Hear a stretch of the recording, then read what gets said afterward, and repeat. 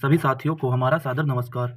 जैसा कि आप सबको पता है कि हम यूके ट्रिपल एससी द्वारा कराए गए वर्तमान में आईटीआई अनुदेशक के सभी ट्रेड के नॉन टेक्निकल प्रश्नों को अपने चैनल पर सोल्व कराते आ रहे हैं। इसी श्रृंखला को आगे बढ़ाते हुए हम कल 3 दिसंबर 2024 को मंगलवार के दिन तृतीय पाली में जो यूके ट्रिपल एससी द्वारा आईटीआई अनुदेशक का कला या गणित ट्रेड का जो प्रश्न पत्र हुआ है उसके 30 नॉन टेक्निकल प्रश्नों को हम यहाँ डिस्कस करने जा रहे हैं तथा हमने आप सबसे यह भी वादा किया है कि हम सभी प्रश्नों को एक पीडीएफ में मर्ज करके आपको देंगे तथा उसकी एक मास्टर वीडियो भी बना के अपने चैनल पर उसको अपलोड करेंगे, जिससे आपको यूके ट्रिपल एससी का वर्तमान में जो प्रश्न पैटर्न चल रहा है उससे आप अवगत हो सकें और 8 दिसंबर वाले एग्ज़ाम और 19 जनवरी वाले कनिष्ठ सहायक वाले एग्ज़ाम के लिए आपको वह बहुत लाभकारी हो।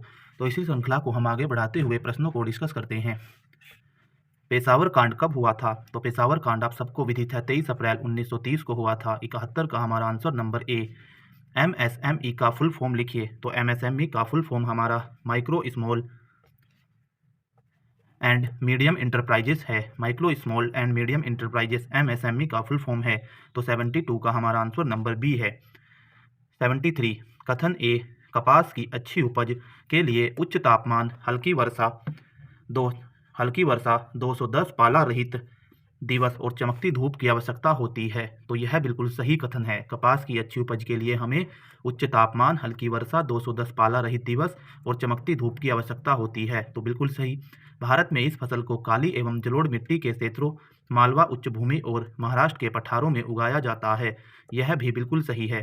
तो हमारे दोनों कथन बिल्कुल सही हैं कि कपास की अच्छी उपज के लिए उच्च तापमान, हल्की वर्षा, 210 पाला रहित दिवस और चमकती धूप की आवश्यकता होती है। और भारत में इस फसल को काली एवं जलोढ़ मिट्टी के क्षेत्रों, मालवा उच्च भूमि और महाराष्ट्र के पठारों में उगाया जाता है। यह भी बिल्कुल सही है। इसलिए हमारा आंसर यहाँ ए और आर दोनों सही हैं। 73 का आंसर नंबर ए।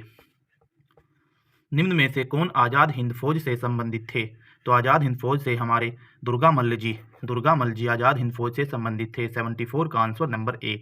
निम्न में से कौन 1765 की हुई इलाहाबाद की संधि से संबद्ध नहीं था? तो आप सबको पता है 1757 में प्लासी का युद्ध हुआ था, लेकिन प्लासी के युद्ध के बाद अंग्रेजों पर आरोप लगाया गया था कि अंग्रेजों ने छल कपट से यह युद्ध जीता है। तो इसलिए अंग्रेजों ने अपनी पूर्ण शक्ति के साथ बक्सर का युद्ध लड़ा और बक्सर का युद्ध आपको पता ही है 3 महाशक्ति भारत की ओर से थी, जिसमें मुगल सम्राट शाह आलम द्वितीय और अवध के नवाब सुजाऊ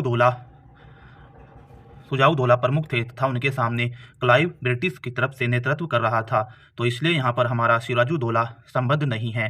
तो सुजाऊदौला अवध के नवाब थे और आपको पता ही है कि इलाहाबाद की संधि में सुजाऊदौला जो अवध के नवाब थे उन्हें इलाहाबाद और कड़ा को सौंपना पड़ा था तथा शाह आलम द्वितीय को कंपनी को बंगाल, बिहार और उड़ीसा से कर वसूलने का अधिकार देना पड़ा था।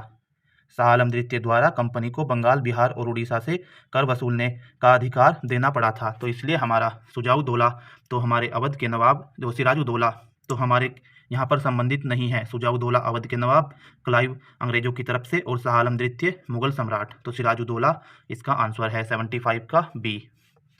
भारत में सबको मतदान करने का अधिकार किस वर्ष दिया गया था? तो सबको मतदान करने का अधिकार भारत में 1950 में दिया गया था और पहले आम चुनाव में फिर मतदान किया भी था। 76 का आंसर नंबर सी। निम्न में से कौन सुमेलित नहीं है?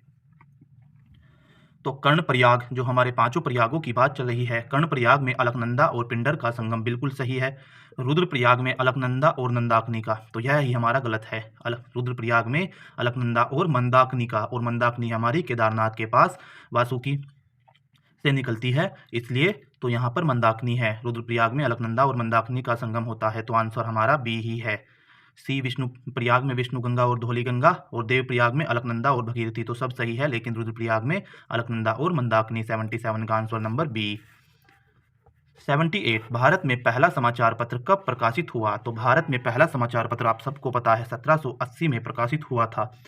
29 जनवरी 1780 को द बंगाल गजट कोलकाता से प्रकाशित हुआ था और यह अंग्रेजी भाषा का एक साप्ताहिक पत्र था जो जेम्स आर्मस्ट्रांग हिक्की द्वारा निकाला गया था। तो 1780 में हमारा भारत का पहला समाचार पत्र द बंगाल गजट कोलकाता से, अंग्रेजी भाषा का साप्ताहिक, जेम्स आर्मस्ट्रांग हिक्की द्वारा। 78 का आंसर नंबर ए। शिशु मृत्यु दर का अभिप्राय है, शिशु मृत्यु दर का अभिप्राय, तो हमारा आंसर नंबर एक ए ही हमारा सही है। 1 वर्ष से कम आयु के शिशु की मृत्यु से संबंधित है हमारा शिशु मृत्यु दर, 79 का आंसर नंबर ए। उत्तराखंड में निम्न में से किस को यूनेस्को द्वारा विश्व धरोहर घोषित किया गया है? तो आपको पता है नंदा देवी और फूलों की घाटी है, तो यहाँ पर फूलों की घाटी को यूनेस्को द्वारा विश्व धरोहर स्थल घोषित किया गया है। और ये इसकी सन की बात करें तो ये 2005 14 जुलाई 2005 को हमारा फूलों की घाटी को यूनेस्को ने विश्व धरोहर स्थल घोषित किया था। और यदि फूलों की घाटी की राष्ट्रीय उद्यान की बात होगी तो 1982 में फूलों की घाटी राष्ट्रीय उद्यान बना था, जिसे 2005 में यूनेस्को द्वारा विश्व धरोहर स्थल घोषित किया गया। तो ये टी का हमारा आंसर नंबर बी है। अब हम अपने कंप्यूटर के 10 प्रश्नों को देखेंगे। 81 कंप्यूटर पीढ़ी के संदर्भ में निम्न में से LSI का पूर्ण रूप क्या है? तो LSI का हमारा पूर्ण रूप लार्ज स्केल इंटीग्रेशन होता है, तो लार्ज स्केल इंटीग्रेशन हमारा डी। 81 का आंसर नंबर डी। 82 निम्न में से कौन सा कंप्यूटर नेटवर्क का प्रकार नहीं है? तो आप सबको पता है लैन, मैन, वैन हमारे कंप्यूटर नेटवर्क के प्रकार होते हैं। LAN local area network, MAN metropolitan area network और वैन वाइड एरिया नेटवर्क। ATX हमारा किसी भी नेटवर्क का प्रकार नहीं होता, तो 82 का हमारा आंसर नंबर डी ही है। सामान्यतः कंप्यूटर वायरस कैसे फैलता है? तो सॉफ्टवेयर अपडेट करने से बिल्कुल फैलता है, ईमेल अटैचमेंट से बिल्कुल, वेब ब्राउजिंग से बिल्कुल, तो इन सभी से ही हमारा कंप्यूटर वायरस फैलता है। तो 83 का आंसर नंबर डी है। MS Excel 2010 में कंडीशनल फॉर्मेटिंग का उद्देश्य क्या है? कंडीशनल फॉर्मेटिंग की अगर बात होगी तो वर्कशीट का प्रारूप बदलने के लिए नहीं, सेल की सामग्री के आधार पर स्वरूपण लागू करने के लिए। यह हमारा बिल्कुल सही है कि जो हमारा कंडीशनल फॉर्मेटिंग होता है तो वो to apply formatting based on the content of cell, वह सेल के अनुसार या सेल की शर्तों के अनुसार फॉर्मेट करता है। तो 84 का हमारा आंसर नंबर बी है। 84 का आंसर नंबर बी। कंप्यूटर का लेवल इसमें ठीक ठाक दिया हुआ है। MS वर्ड 2010 में सेव एज विकल्प के लिए निम्नलिखित में से किस शॉर्टकट कुंजी का उपयोग किया जाता है? तो यदि हम बात करें MS वर्ड 2010 में सेव एज विकल्प की, तो सेव एज डायलॉग बॉक्स खोलने के लिए हमारा F12 का प्रयोग होता है। 85 का हमारा आंसर नंबर डी। F12 का प्रयोग हम MS वर्ड में सेव एज विकल्प के लिए करते हैं। 85 का answer number D. MS power point 2010 में किस व्यू का उपयोग स्लाइड के लेआउट को संपादित करने के लिए होता है? यदि आप कहीं भी पढ़ोगे और इसको प्रैक्टिकल में भी देखोगे तो वहाँ पर मास्टर व्यू नाम से वो स्लाइड होती है, मास्टर व्यू, लेकिन ऑप्शन में इसने कहीं भी मास्टर व्यू नहीं दिया है। तो इसका अकॉर्डिंग हमारा आंसर यहाँ पर अगर आयोग देगा तो नॉर्मल व्यू दे सकता है कि नॉर्मल व्यू भी हमारा लेआउट को संपादित या एडिटिंग करने के काम में आता है। तो इसलिए 86 का हमारा आंसर सी हो सकता है। 86 का आंसर सी। देखते हैं आयोग क्या देता है। वैसे मास्टर व्यू स्लाइड होती है जो एडिट करती है।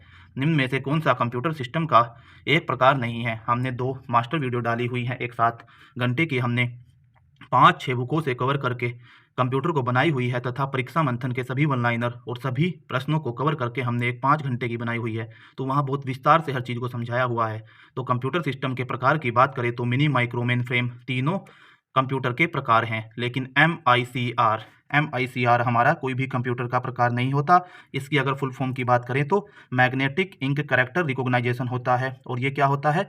ये एक कैरेक्टर रिकॉग्नाइजेशन होता है, कैरेक्टर रिकॉग्नाइजेशन तकनीक होती है, जिससे क्या करते हैं हम बैंकों में चेक प्रोसेसिंग के लिए यह प्रयोग होता है, बैंकों में चेक प्रोसेसिंग के लिए। तो यह किसी भी कंप्यूटर सिस्टम का प्रकार नहीं है। तो 87 का हमारा answer number D. 88 MS word 2007 में पेज नंबर डालने के लिए निम्नलिखित में से किस विकल्प का उपयोग किया जा सकता है? तो हमने वहाँ बिल्कुल विस्तार से बताया है। हम इंसर्ट टैब पर जाएंगे और पेज नंबर सेलेक्ट करेंगे। 88 का आंसर नंबर डी है हमारा। 88 का answer number D. Operating system के संदर्भ में DOS का पूर्ण रूप क्या है? तो DOS का पूर्ण रूप की यदि बात होगी तो DOS का पूर्ण रूप आपको पता ही है, डिस्क ऑपरेटिंग सिस्टम। 89 का आंसर नंबर ए, disk operating system. Internet explorer V8 निम्न में से कौन सी बुनियादी नेविगेशन सुविधा नए वेब पेज पर टूलबार से डिफ़ॉल्ट रूप से गायब है? तो बैक, फॉरवर्ड, रिफ्रेश और होम बटन इंटरनेट एक्सप्लोरर में होते हैं, लेकिन V8 में कौन सा इसमें से गायब है? क्योंकि आजकल इंटरनेट के लिए कोई भी व्यक्ति इंटरनेट एक्सप्लोरर का बहुत अधिक उपयोग नहीं करता है। तो इसका आंसर हम आपको पिन कर देंगे अच्छे से इसको सर्च करके।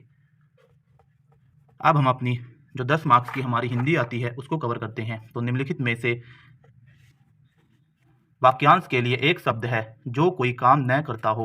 तो जो कोई काम न करता हो, अकर्मण्य। 91 का आंसर नंबर ए। पुत्री शब्द का पर्यायवाची शब्द का चयन कीजिए। पुत्री का पर्यायवाची, तो पुत्री का पर्यायवाची हमारा तनिया होता है, तनिया। 92 का आंसर नंबर सी। विद्याभ्यास का संधि विच्छेद बताइए। तो हमने संधि बहुत अच्छे से पढ़ाई हुई है। तो विद्याभ्यास में हमारी कौन सी संधि है? दीर्घ संधि है। तो विद्या प्लस अभ्यास। 93 का हमारा आंसर नंबर ए। निम्नलिखित में से शुद्ध शब्द है, तो शुद्ध शब्द हमारा ऐतिहासिक, ऐतिहासिक यहाँ पर हमारा शुद्ध शब्द है। 94 का आंसर नंबर सी। निम्न में से अनुराग का विलोम शब्द है, तो अनुराग का विलोम शब्द हमारा विराग होता है, तो विराग आंसर नंबर डी। 95 का आंसर नंबर डी। निम्नलिखित क्रमसूचक संख्याओं में कौन सा शब्द अशुद्ध शब्द है? तो छठवां, सातवां और आठवां, तो तीनों ही हमारे शुद्ध शब्द प्रतीत हो रहे हैं, तो हमारा 96 का आंसर नंबर डी है। अंधेरे में रखना मुहावरे का अर्थ कौन सा है? बिजली चली जाना, रात में दिखाई देना, ठीक स्थिति न बताना। ठीक स्थिति न बताना। 97 का अंधेरे में रखने मुहावरे का अर्थ सी, ठीक स्थिति न बताना है। प्रातः काल का संधि विच्छेद लिखिए। तो प्रातः काल हमारा विसर्ग संधि का उदाहरण है, तो प्रातः प्लस काल। 98 का आंसर नंबर बी है। जन समाज द्वारा प्रयोग में लाया जाने वाला कोई परंपरागत कथन कहलाता है, तो जो जन समाज द्वारा प्रयोग में लाया जाता है परंपरागत कथन, उसे हम लोकोक्ति बोलेंगे। 99 का आंसर नंबर ए। निम्नलिखित में से खूट में नाचन का भावार्थ है। तो खूट में नाचन की एक खूट में नाच रहा है, तो भावार्थ इसका पूर्ण जिम्मेदारी को भूल जाना, पूर्ण जिम्मेदारी को भूल जाना इसका आंसर होगा। लेकिन आयोग द्वारा है पूर्ण जिम्मेदारी न उठाना भी इसका आंसर हो सकता है। पूर्ण जिम्मेदारी न उठाना कि कोई व्यक्ति, सभी नाच रहे हैं, अगर हम दो अर्थ में देखें कि सभी नाच रहे हैं और एक व्यक्ति खूट में नाच रहा है, कि नाच तो रहा है लेकिन खूट में नाच रहा है, पूर्ण जिम्मेदारी न उठाना। और या वो कि खूट में नाच रहा है, उसे कोई मतलब नहीं है कि दुनिया में क्या चल रहा है या क्या हमें करना है या कुछ जिम्मेदारी है या नहीं, तो इसलिए इसका पूर्ण जिम्मेदारी को भूल जाना ही हमें वैसे सबसे तर्कसंगत लगता है, 100 का सी। लेकिन 1% इसका बी भी हो सकता है, आयोग के ऊपर है, तो हमारा 100 का सी है। तो हमने आपको बताया कि हमने अब तक UKSSC द्वारा जो वर्तमान में ITI अनुदेशक के एग्जाम चल रहे हैं, जो हमारे 15 दिसंबर तक चलने वाले हैं, उन सभी के हम जैसे जैसे पेपर होते जा रहे हैं उनके 30-30 नॉन टेक्निकल प्रश्न, जो 100 नंबर के प्रश्न में हमने बताया कि 70 तो टेक्निकल के होते हैं जो विभिन्न ट्रेड से संबंधित होते हैं, और 30 नॉन टेक्निकल होते हैं जिसमें 10 की हिंदी, 10 की पूरी GS और 10 में हमारा कंप्यूटर होता है।